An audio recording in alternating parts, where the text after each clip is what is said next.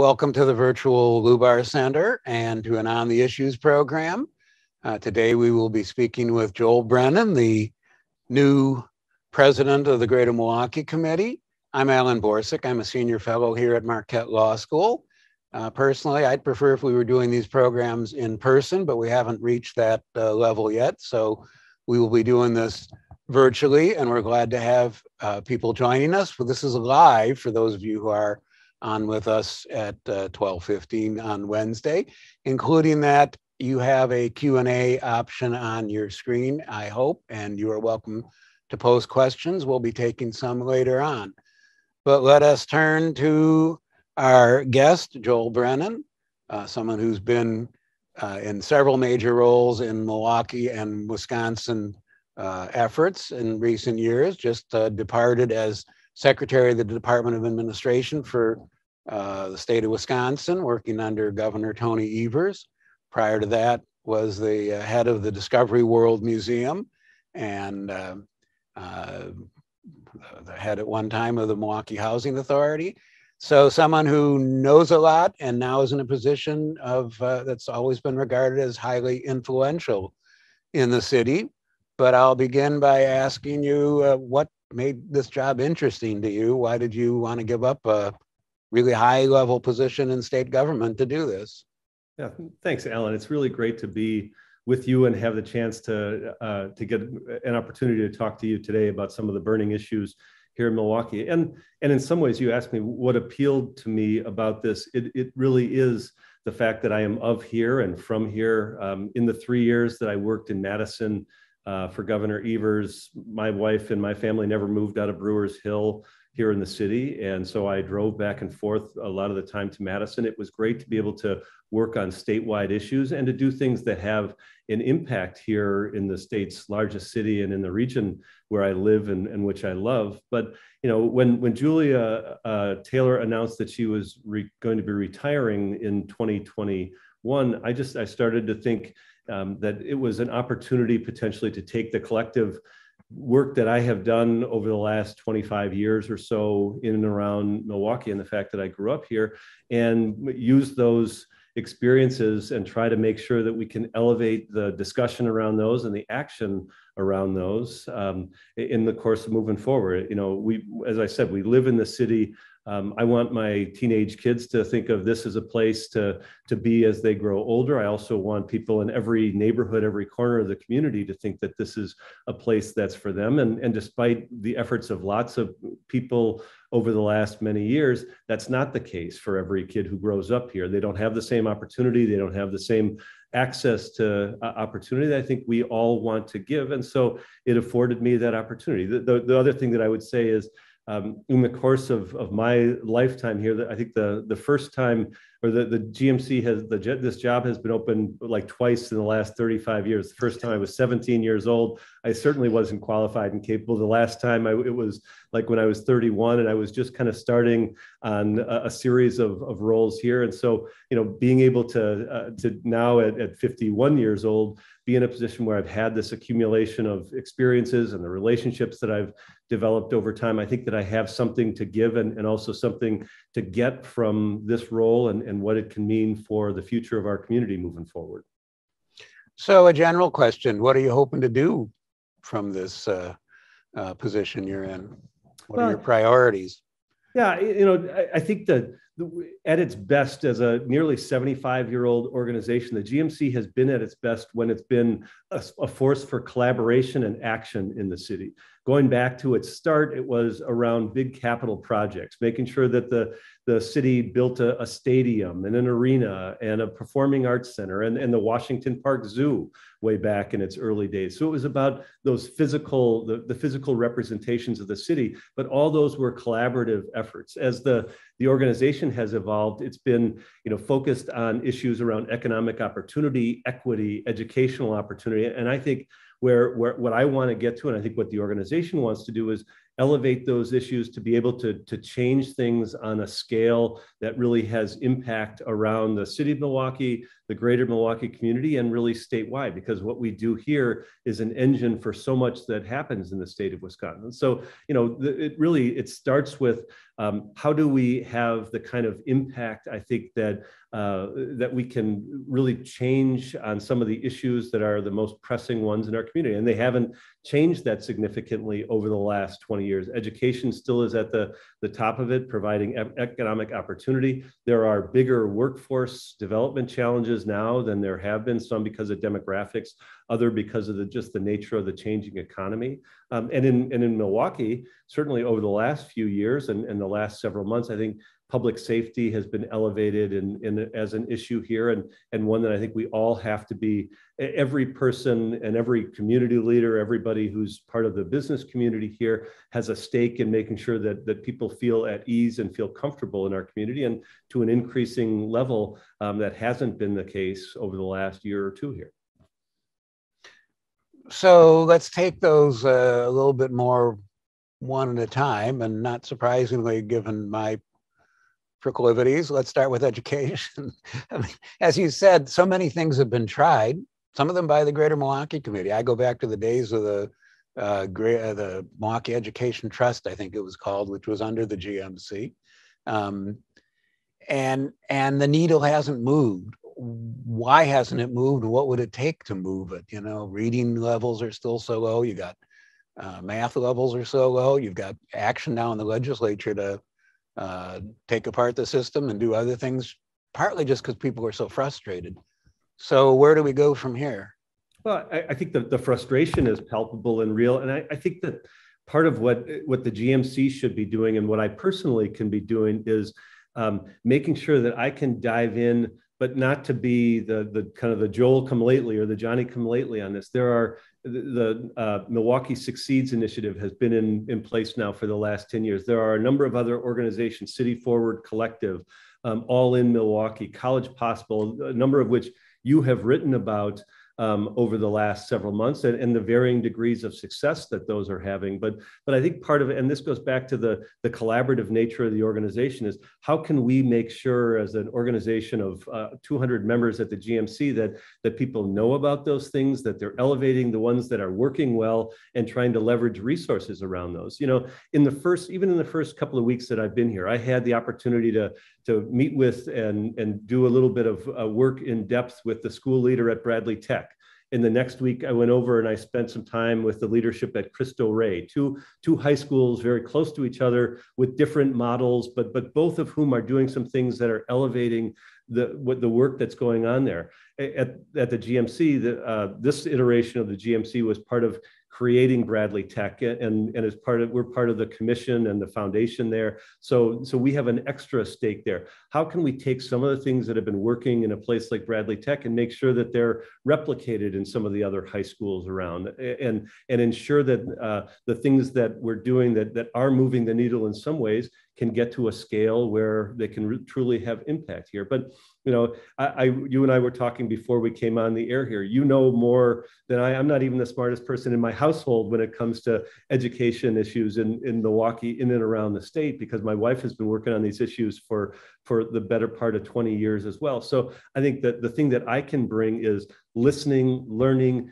applying where we can, and making sure that the membership of the Greater Milwaukee Committee and the leaders who are part of this truly do have a stake in that. And as I look at education, it's not just the K-12 system, it's how are we doing on early childhood education? How are we making sure that we're leveraging the right resources there? Because that's a system that we really, over the last 2 years during the COVID pandemic, have seen really the fractures in, and hundreds of millions of dollars coming in federal resources, but to really kind of continue to prop up a system that we know doesn't work as well as it should for everybody in it. And that's certainly part of making sure that regardless of where kids are going into the classroom, whether it's in a private school, a charter, a choice school, a public school, that if they're not coming into it at age 4 or 5 well prepared, they're already behind, and our educational system has huge challenges just based on that. So I think it's really taking a look at all of those things, from the early childhood, K-12, all the way through higher ed as well. And there are really good examples of things that are working here on the margins, that are working fundamentally, but how do we make those things, how do we elevate those things in a way that we can have truly systemic and systematic improvement? Well, let me press you on one that the GMC before your time has been very much a part of, which is Milwaukee Succeeds. As you said, it's been going for about a decade. Yeah. And with all due respect, and I do mean this to people like Danae Davis and the people at the Greater Milwaukee Foundation, I don't know much to point to this as an accomplishment for Milwaukee Succeeds. How do we take efforts like that and say, we really want Milwaukee to succeed, and here's evidence that it's happening? Yeah. Well, I think, you've been part of the work on this issue for a long time, both reporting and pushing policy on it. Milwaukee Succeeds has been at this, as you say, for the better part of a decade. I think one of the things that in taking on my current role that I'm impressed and I think is a good step for Milwaukee Succeeds is the fact that they're really honing in on a couple specific areas, really honing in on early childhood education and really honing in on high school performance, especially for young people of color and young boys of color. And I think that there's, because of the focus there, I think there's the ability for us to really start to make some more dramatic changes on that. And there are others in the community, Herb Cole Philanthropies, the Greater Milwaukee Foundation itself, others who have been working on that early childhood space. And I think that there's real opportunity there. And I see that that's one area that there is a total mismatch in the need and what we have to provide. You've got people, 99% of the people who are early childhood educators are women. About 60% are from the minority community here in Milwaukee. They're making an average of $13 an hour, and there's a real challenge because families have challenges affording that, but also they're paying for these highly educated, well-educated teachers who are also having to go to get public assistance for their health care and things like that. So there's a total mismatch. And I think that there are federal resources that are available now and a recognition at the federal level about the importance of that as a fundamental workforce endeavor that I think by aligning those resources here in Milwaukee, we can really start to make an impact in those. And that's one area, a lot of what I'm going to be doing in the first few months here at the Greater Milwaukee Committee is honing in on where are those places where we can truly have an impact and where can we start to leverage some of the resources that we have and that our membership has, and how can we make sure that we're making an impact on those. So I do think that, part of the kind of reorientation or the refocus in things like Milwaukee Succeeds is going to have an impact over time. But, candidly, the challenges that we have we're even a decade's worth of challenges. These are 30, 40-year problems that we're trying to dig in on, and the solutions for them aren't going to be seen, or the real progress isn't going to be seen in a year or two either. So there have been some changes and have been some steps forward, but I think we need a collective community-wide effort around those types of issues. How much do you see yourself or the GMC as a whole as an advocate, as a convener, as a peacemaker? I mean, education is just an example of one of the polarization issues affecting the Milwaukee area, affecting the entire state of Wisconsin. People are so divided. People are so passionate. You see what's going on politically and around education in a lot of the suburbs, and not just in the city of Milwaukee. Yeah. Legislative action as recently as yesterday and again today. Where do you wade into this? Well, I think we have the GMC is a membership organization, 200 leaders from around the community, around different disciplines. It's always been a great convener, but I think we're at a point in the community where convening is not an end unto itself. It has to be with a focus towards action. And those action steps won't all be taken solely by the Greater Milwaukee Committee, but there will be ways that the Greater Milwaukee Committee can, working with partner organizations or working with allies and advocates in the community, that can truly make a difference on these things, on public policy issues. For instance, we're talking about education right now, but when it comes to the city of Milwaukee and their over-reliance on property tax and the issues there, I think there's an alliance that we've already had with the public, with the city and the county, but also the chamber, the MMAC and the Chamber of Commerce that really can start start to move that when it comes to the public policy realm. So I see the GMC as being hopefully a convener in all these things, but a convener towards what are we doing to make progress, make specific progress around these actions. Since I came to Milwaukee, man, it's pushing 50 years ago now. In fact, it's very close to 50 years ago. I'm so old. Big increase in poverty, big increase in difficult situations for kids at home and in their neighborhoods. Big need for economic improvements, also one of your priorities. What can be done on the economic development and job front, and how are you going to tackle those? Well, you're right. There are huge challenges here, but I also, we also need to understand that there are still really great things happening in every corner of the community. There's entrepreneurial activity going on. There are programs that we have at the Greater Milwaukee Committee, the Spark, which is to try to get people of color whose businesses are under $1 million to be able to grow those. It's been around for several years, and we've made good progress with those. So those initiatives will continue. I think the opportunity lies right now in some of the federal resources that are out there, the investment that's going on in workforce in and around the state.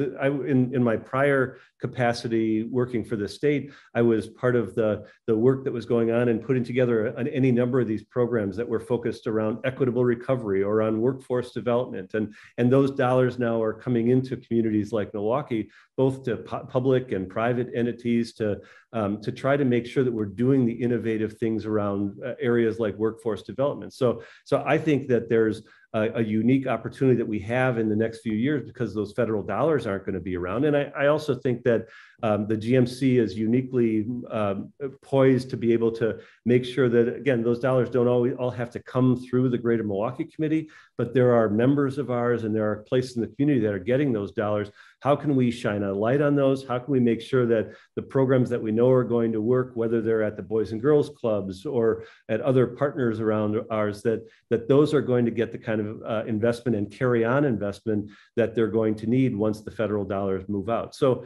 I really think that we're at a point, we have all those challenges. It feels somewhat uneasy in our community, despite all the great things that have happened here over the last few years. But the reason for me to do this job, the reason for any of us to be involved in this work is because we want things to get better. We see that there are avenues for the city and the community to get stronger and better. One of the goals of the GMC is what's labeled vibrancy of place. How are we doing on that score and what needs to be addressed there? I'm thinking of two things. One is the new museum, public museum and Betty Bryn facility coming.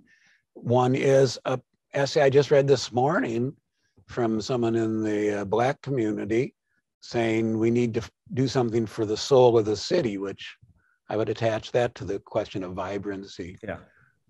Yeah, and I think there are really important capital projects that are underway. In working with the state, I was able to work with the governor to ensure that the public museum got $40 million from the state and a non-state grant to kind of get wind behind that so that that project moves forward. And I think that's really important for the city and the community and even statewide. There are things like the reopening of America's Black Holocaust Museum, which happens later this week, and the importance that means for the Bronzeville corridor. At the state level, just yesterday, the deal was finally consummated for the old DNR property that's located at the corner of MLK and North Avenue. That's the future site for a Bronzeville Center for the Arts. That has an opportunity, that investment there and that corner and everything that's going on in Bronzeville has the ability to take, all the momentum that's on East North Avenue and carry that through Bronzeville to the freeway and potentially even further west towards Sherman Park. And I think that's when it's at its best. I think those are the kind of things that the Greater Milwaukee Committee has been engaged and involved in. I was on a bus tour last week with a bunch of stakeholders about the bike trail going through the beer line, through Harambe and River West, and what that can mean for not only transportation and the access for various parts of the community to other parts of the community, but just the investment in parts of the community that have just seen disinvestment. And Riverworks is an example of a place in the community that really has shown some great opportunities and great ability to rise up from where it once was. And I think what we can continue to do in some of those places is just to make sure that we're driving the capital investment that ensures that the community is going to look and feel like it's a welcoming place, and that we're continuing to move forward all the time. You know, over the course of being a resident in Milwaukee, oftentimes you see that, you know, everything that's going on downtown and the vibrancy there, but also the challenges that people see outside of downtown. We have at the GMC for the last 3 years been part of establishing an anti-displacement fund that focuses on homeowners in the neighborhoods that are near downtown, and ensures that as their property values potentially rise because of development that's happening around there, that they're not taxed out of their home. And, you know, in the last year, it was about 80 families that were able to access that. They had a median income of like $23,000 a year. And these are people who have been in their homes for 20 years. And so that's meeting some of its objectives of keeping those people there. But also, you know, the question I need to ask, we have to ask as a community, what are we doing on the larger scale to ensure that we're preserving the great neighborhoods that are around our community, but also that we're expanding and we're continually growing and investing where we need to. I mean, as you were indicating there's kind of a tale of two Milwaukees. There's the Milwaukee that's, say within a mile or a mile and a half of the lake, starting from Bayview and going up through along the Milwaukee River and the east side and so on. That's really pretty impressive and vibrant. Downtown is doing pretty well. Then you get out beyond there. Frankly, I live in one of those neighborhoods. You say, well, it hasn't reached here too much. 2016 was the so-called, and I disagree with the term Sherman Park riot, but there was a lot of talk and advocacy at that time. We're going to do something about Sherman Park. Frankly, Julia Taylor called me at that point and said, because she knew I lived in the neighborhood, and said, you know, we're going to make some changes there. We're going to get more jobs and more. I don't see anything different. Coming up on 6 years later. How do you get out to neighborhoods, the whole northwest side, the north side, some of the south side? They haven't felt that surge that other parts of the city have felt. Yeah, and I don't come with the magic bullet answer to that. I do know that some of the investment that's coming in federal dollars through the America Recovery Plan Act is going to go towards some of the diverse chambers around the community. Some of the equitable recovery dollars are going to organizations that I think have lived in a way that they had to kind of continue to fundraise just to stay in business. And now they can look at how can they invest in some of our commercial corridors in different ways. But those are vexing challenges that we've had over the last 30 or 40 years. You know, I do think there are corridors like the 30th Street Industrial Corridor that the community should be continuing to double down on. There's an opportunity with a new mayor and a new administration here, I think, to take a fresh look at, but also to take a fresh look at the relationship between the city of Milwaukee and the state of Wisconsin and state government, and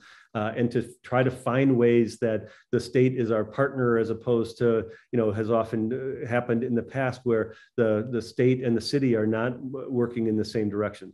There are, you know, the collaborative efforts that have gone on with the Milwaukee 7 and the Water Council, both of things that the GMC have been involved in over years. I think the infrastructure is good for those, but how can we make sure that those are not just entities or enterprises that are happening in the downtown areas or in the big central areas of the region, but how can they be doing things around the community? But again, I'd be lying to you if I told you that I come with the answers. What I come with is, I think, an intentionality of making sure that we're going to have the conversations and take action in every part of the community, and that we're going to be a partner in those efforts. Let's turn to the GMC itself. And I'm thinking of 1948 and through the 1950s. It was the establishment. It was dominated by a small number of big corporate citizens, all white and male. And they got a lot done. As you said, the arena, the stadium, the zoo, the freeway system all had big GMC footprints on them, or fingerprints on them, whatever you want to say. But it was the establishment. Is there an establishment in Milwaukee now? Is the GMC it? And how has it changed? I think the organization really has changed in that it looks and feels a lot more like Milwaukee. At that point, it was only business leadership. Over the last 20 years, and this is a lot of credit to my predecessor, Julia Taylor, who looked at and intentionally wanted the organization to be more reflective of Milwaukee. So it's that nonprofit leadership, the higher education leaders, in addition to the business. It now, I think, looks and feels more like the community. I think it tries to address more of those community-wide issues. It is harder to do. To go to those things that are less visible than it is to address a big capital project. There's, in a community like Milwaukee, while there's challenges associated with it, you take a piece of real estate and you say, okay, we've got these 4 or 5 things that we can use to make something come out of the ground here. It still is not without its challenges, but those things can get done. And I think that's a lot of what the history has been at the Greater Milwaukee Committee, but no less important. In fact, in some ways, far more important are the efforts that we have to make around equity and education and economic opportunity. And so, you ask, is there an establishment here? I think that that Milwaukee as a community is one that there are more young people, more diverse voices, more people who are at the table. I don't know that there is all the time a consensus about where do we need to head? What are the highest priority issues? And I think that's part of what I hope to do with the Greater Milwaukee Committee. We're going to be involved in a strategic planning process. It comes out a lot of the conversations that happened during the course of the search that ultimately led to me having this job here. But interviews with stakeholders, involvement from members about what are the top priority issues. And then, the next step in that is, okay, if these are the 3 or 4 issues we want to deal with, how do we elevate those? And how are we really going to get to a point where we are making tactical effort around those as opposed to just identifying those as the biggest challenges? I'd like to take questions from people. I'm going to start with one because it's one that was sent to me by someone in the education scene several days ago, who believes, and I generally would agree, that there's a rising crisis of teaching, just having teachers in the classrooms, people going into teaching, people staying in teaching. Is that something that the GMC could take on? And that includes the public attitude towards teachers, which a lot of teachers feel has been overall not very supportive. Is that something you'd put on your agenda?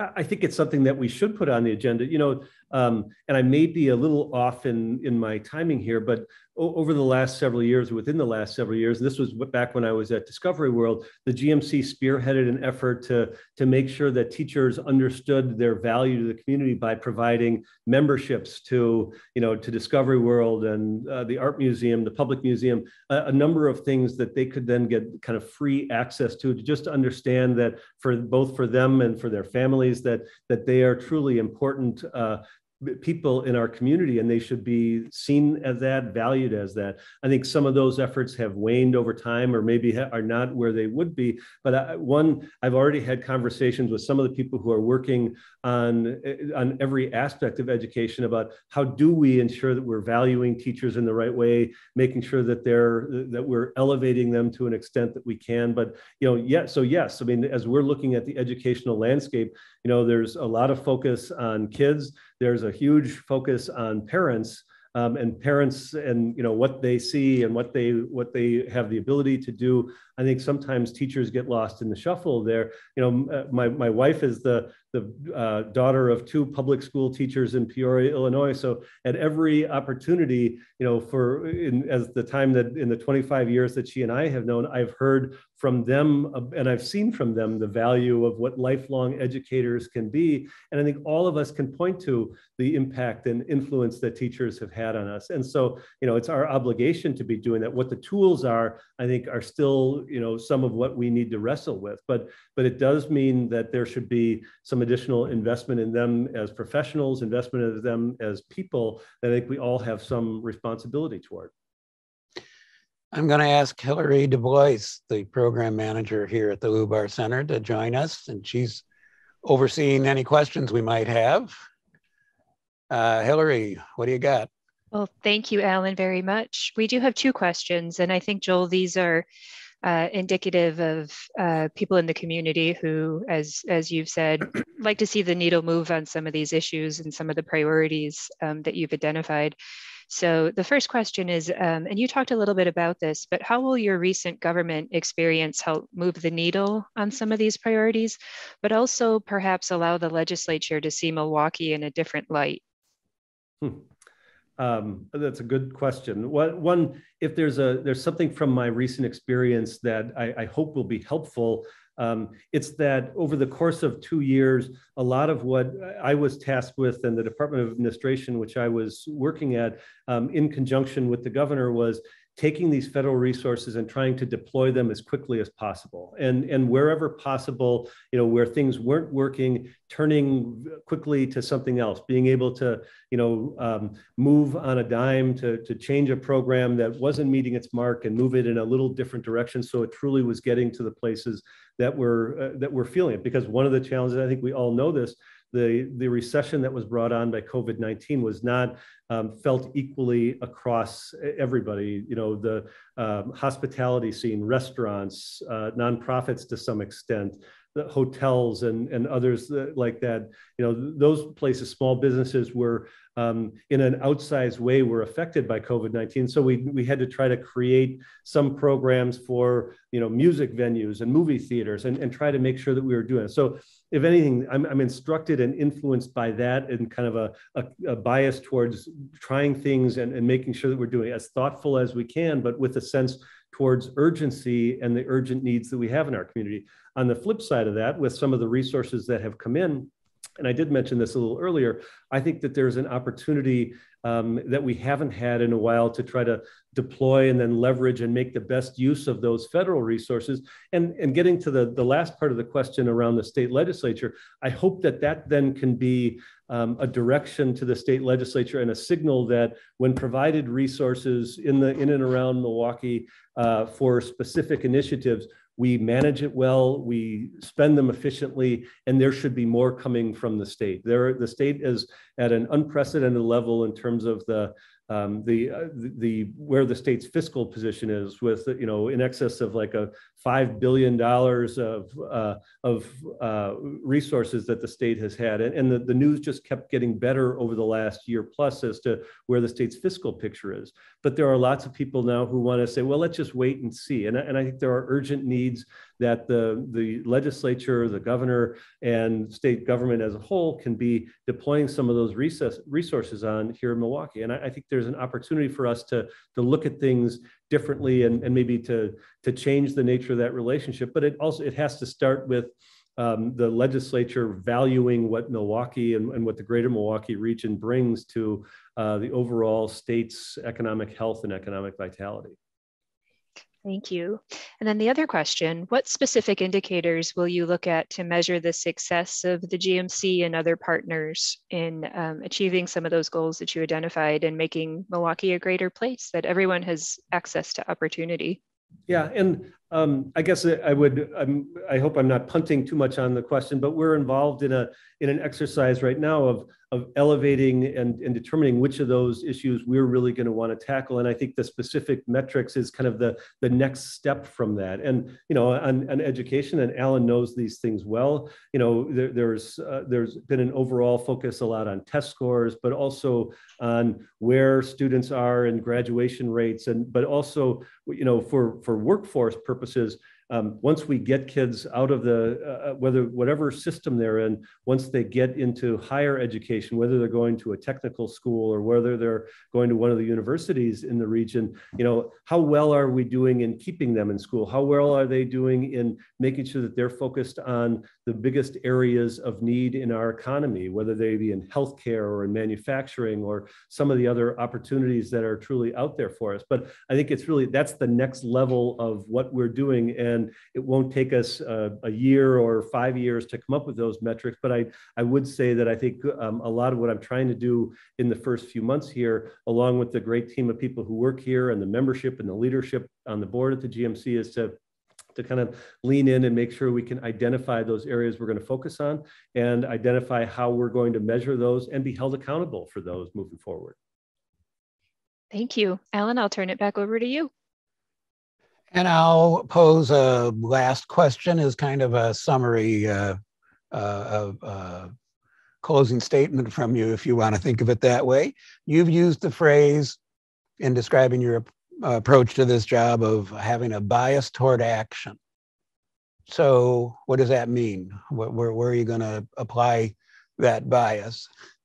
Well, it means that I think anybody who understands, anybody who's of this community knows that there are some big challenges. You called it a tale of two cities. There's lots of people who deem it that, where there's a vibrant, active, and energetic downtown and near downtown neighborhoods and parts of the community that are doing well and others that aren't. And I think the bias toward action is, how do we ensure that this is not a downtown versus the rest of the community? Because I've always bristled at the notion that an investment in downtown is somehow keeping somebody else from in a community or a neighborhood that's outside of the downtown area, that it's keeping them from moving forward. I think communities, cities they're living, breathing beings, and we have to continue to invest in them. They grow from the inside out, and I think we've done a lot to strengthen that heartbeat of the downtown and try to make sure that that's influencing communities elsewhere.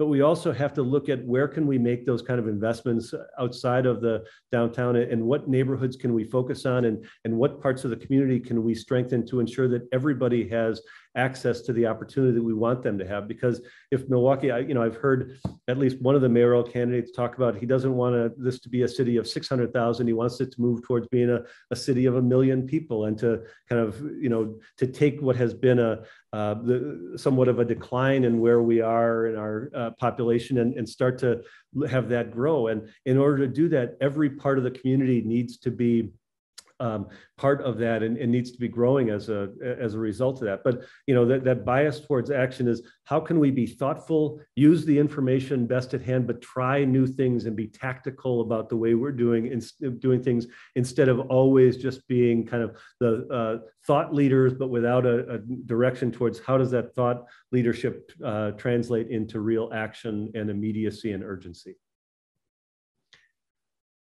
Joel Brennan, the new president of the Greater Milwaukee Committee, and a long time part of important issues in Milwaukee and Wisconsin, now in this new and important role. Thank you very much for taking some time with us.